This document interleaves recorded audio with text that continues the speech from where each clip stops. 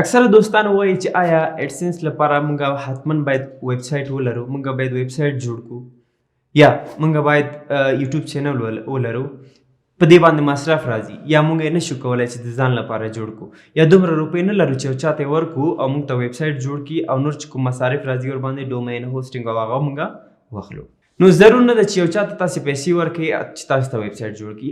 تاسې کولی شئ blogger.com کې ځان ته ویب سایټ جوړ کړئ، فری ویب سایټ. هغې ته هم ګوګل اډسنس مونیټایزیشن اعلانات ورکوي.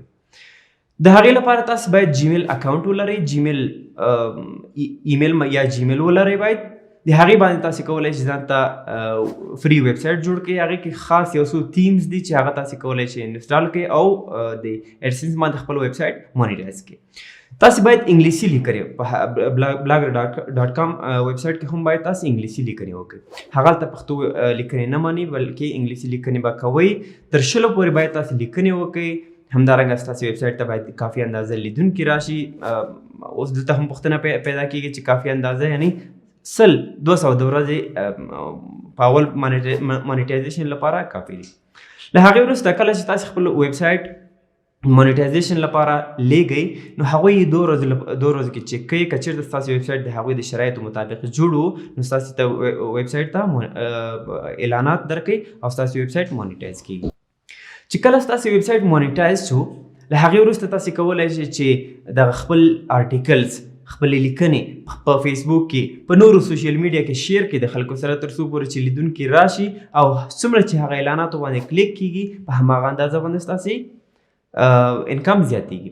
که چېرته ستاسې هغه لیدونکي د نورو هیوادونو څخه وي، د افغانستان پاکستان څخه نه بلکې د نورو لکه امریکا شوه، UK شو، کاناډا، داسې نور هیوادونو څخه که چېرته لیدونکي راشي نو ستاسې CPC به لوړېږي. CPC څه ته ویل کېږي؟ کاسټ پر کلیک.